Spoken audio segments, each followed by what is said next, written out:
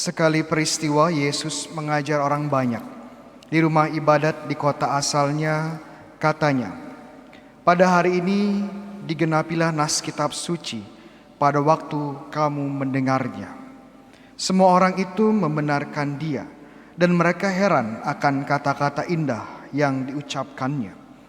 Lalu mereka berkata, "Bukankah dia ini anak Yusuf?" Kemudian Yesus berkata kepada mereka, "Tentu kamu akan mengatakan pepatah ini kepadaku, 'Hai tabib, sembuhkanlah dirimu sendiri.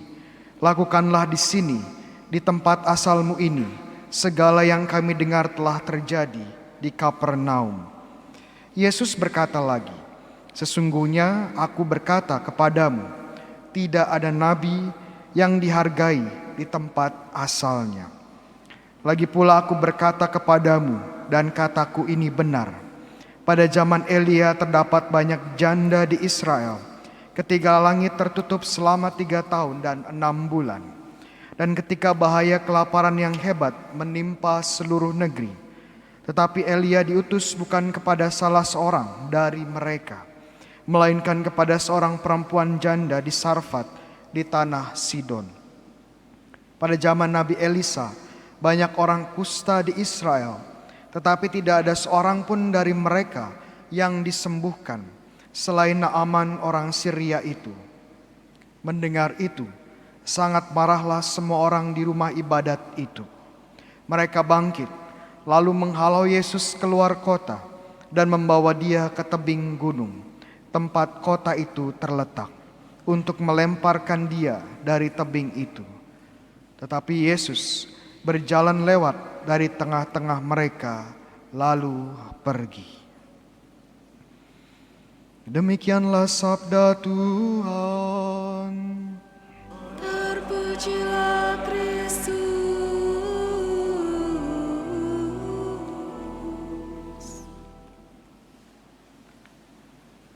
Saudara-saudara terkasih, sebuah pertanyaan. Menurut teman-teman sekalian, karunia Roh Kudus terbesar itu apa? Apakah karunia untuk berbahasa roh? Rasanya tidak. Apakah karunia untuk memahami misteri-misteri ilahi, untuk mengerti tentang iman Katolik? Ataukah karunia untuk melakukan mukjizat? Atau karunia penyembuhan? Jawabannya apa? Ada yang tahu? Kalau kita tanya Santo Paulus, jawabannya bukan karunia-karunia ini. Paulus bilang apa? Karunia yang paling besar, yang paling utama adalah kasih. Kalau kita lihat lagi bacaan kedua tadi, bagaimana Paulus ini dengan dramatis membandingkan karunia-karunia Roh Kudus dengan kasih. Dia bilang kalau kita bisa berbahasa manusia, mendapatkan karunia khusus untuk tiba-tiba yang awalnya Romo Bayu gak bisa bahasa Jerman, tiba-tiba langsung bisa bahasa Jerman.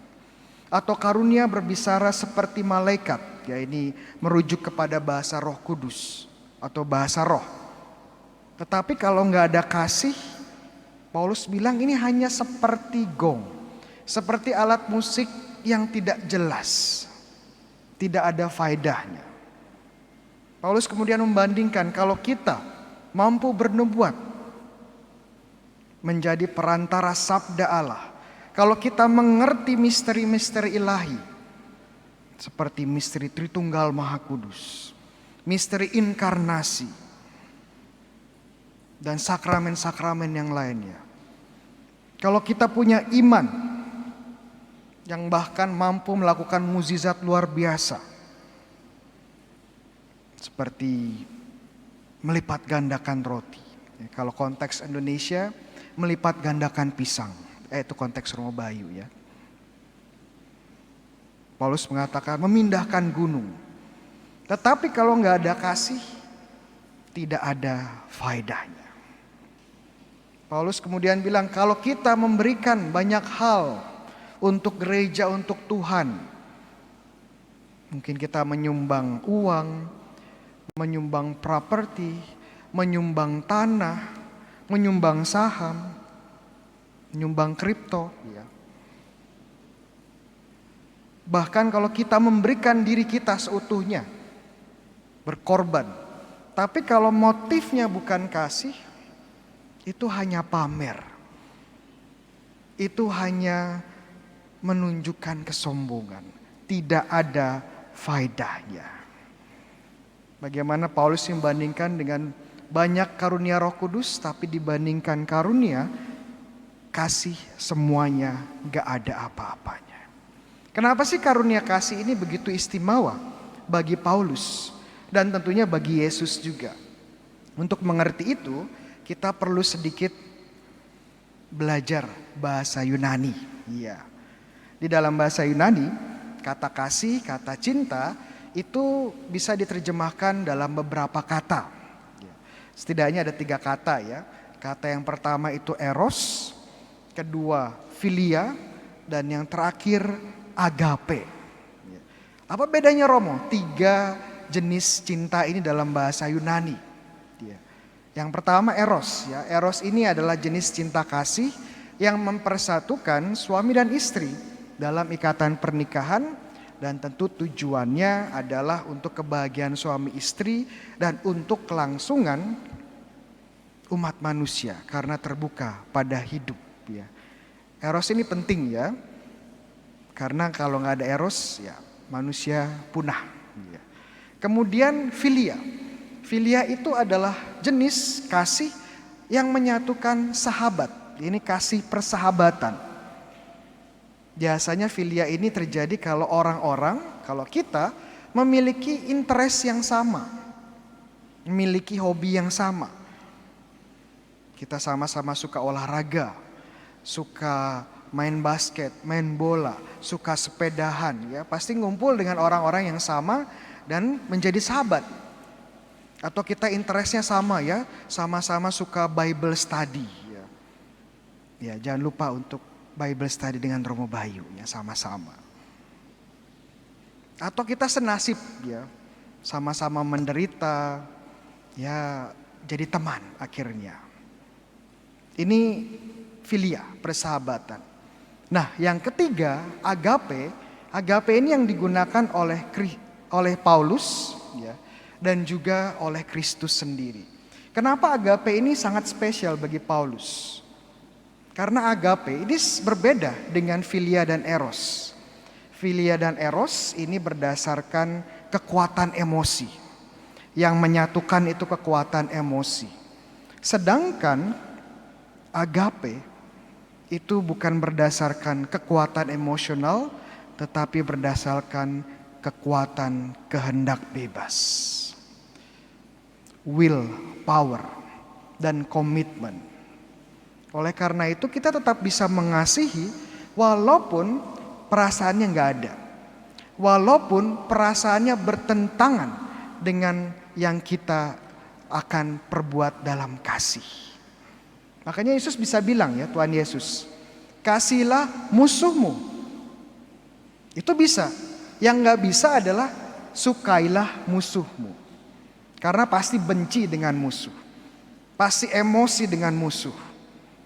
Tapi Tuhan Yesus bisa bilang mengasihi.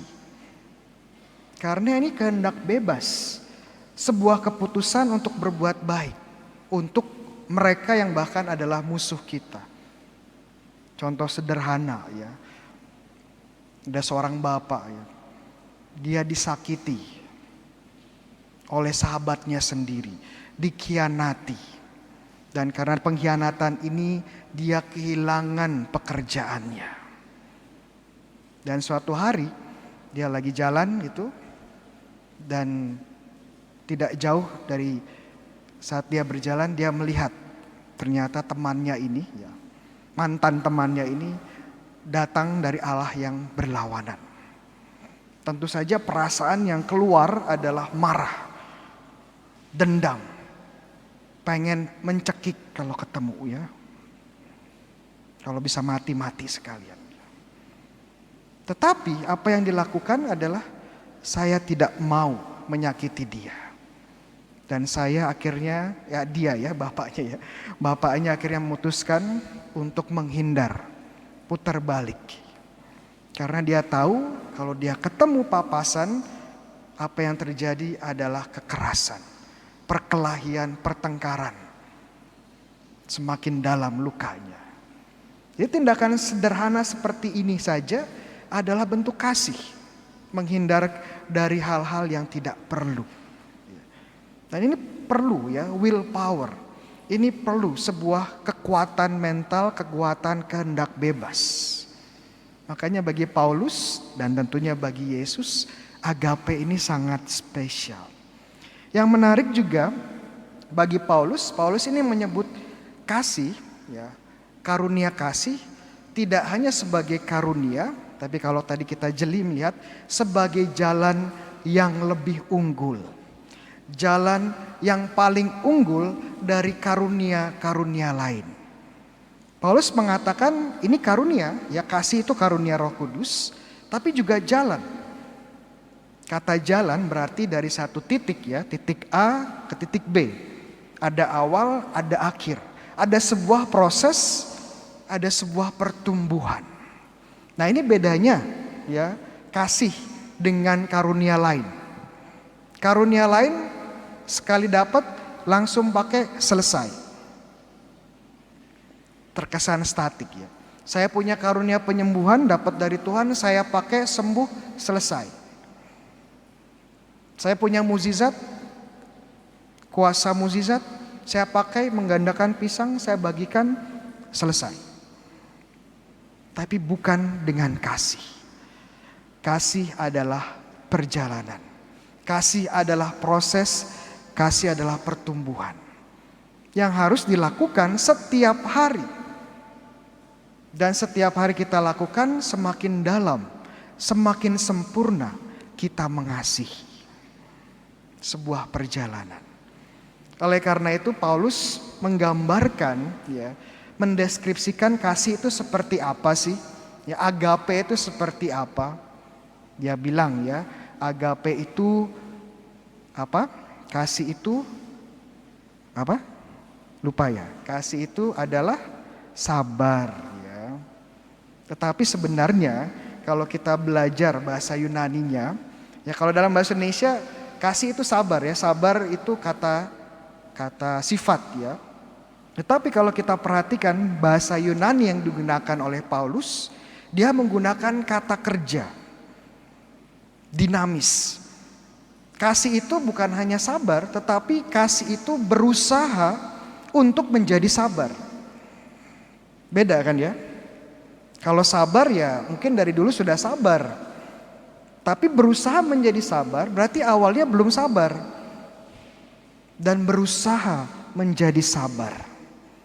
Ada proses, ada pertumbuhan.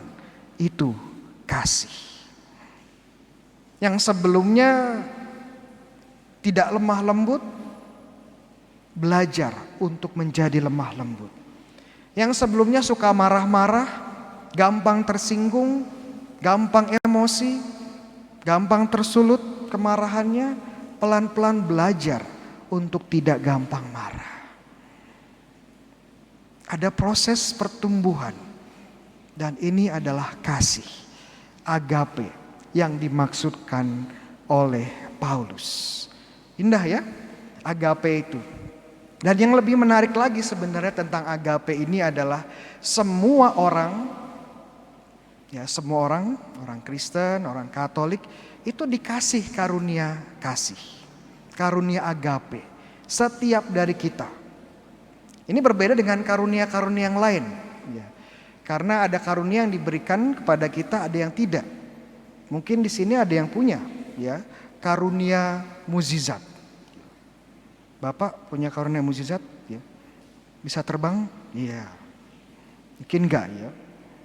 Ada yang bisa bahasa roh mungkin, ya. Ibu bisa ya bahasa roh? Mungkin bisa, ya. Tapi enggak semua bisa. Mungkin ada yang bisa karunia penyembuhan. Puji Tuhan, ya. Tapi enggak semua punya. tapi semua punya karunia kasih. Ya mungkin kita nggak bisa berbahasa roh, nggak bisa menyembuhkan, nggak bisa melakukan mukjizat, tapi kita bisa selalu sabar dengan yang lain. Ya mungkin kita bukan orang paling pintar, bukan orang yang bisa dengan mudah mengerti kitab suci, pelajaran iman, tetapi kita punya keputusan kasih untuk menjadi seorang yang lemah lembut. Ya mungkin kita bukan seorang yang memiliki skill untuk menjadi pemimpin dalam komunitas, untuk menjadi seorang yang unggul, berprestasi, tetapi kita bisa mengasihi dengan siap mendengarkan dengan sabar. Dan ini karunia Roh Kudus untuk kita semua. Ini keindahannya ya, karena kita semua diberi oleh itu. Gak perlu iri kalau kita gak punya karunia mukjizat, karunia bahasa roh, karunia penyembuhan. Karena yang paling penting adalah kasih. Mungkin Bapak di sini ya punya karunia mukjizat. Lalu dia bilang sama istrinya, dalam nama Yesus, saya mau kamu sekarang langsing jadi cantik lagi. Ya mungkin langsung langsing, langsung cantik lagi ya. Tapi apakah mukjizat seperti itu membuat pernikahan bahagia? Membuat pernikahan menjadi langgeng? Belum tentu. Apalagi kalau nggak ada kasih di dalam keluarga. Saya mungkin ada yang punya mukjizat ya, menggandakan uang. Waduh, kaya terus uang gak habis-habis. Tapi apakah dengan mukjizat seperti itu kita bisa hidup bahagia, hidup tenang? Belum tentu. Apalagi kalau tidak ada kasih.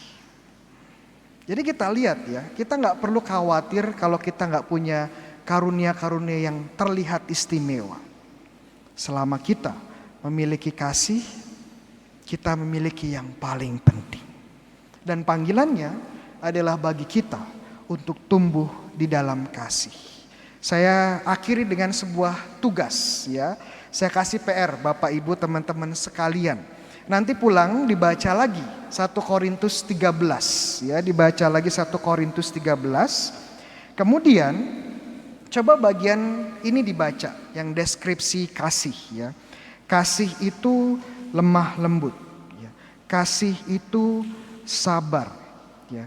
Kasih itu tidak sombong, tidak cemburu dan seterusnya ya. Lalu apa yang kita lakukan? Coba ganti kata kasih dengan nama Bapak, Ibu dan saudara-saudari. Contoh, kasih itu sabar, kita ganti dengan Bayu itu sabar. Apakah saya sudah belajar untuk sabar? Bayu itu tidak mudah marah. Enggak juga sih, saya tiap hari marah-marah. Jadi kita bisa evaluasi diri dari sini. Apakah semakin hari semakin mengasihi seperti Kristus, agape, atau kita masih harus banyak belajar? Jangan khawatir, ini adalah jalan kasih, jalan kita semua. Dan kita semua dipanggil untuk hidup, untuk berkembang, dan untuk sempurna dalam kasih. Amin.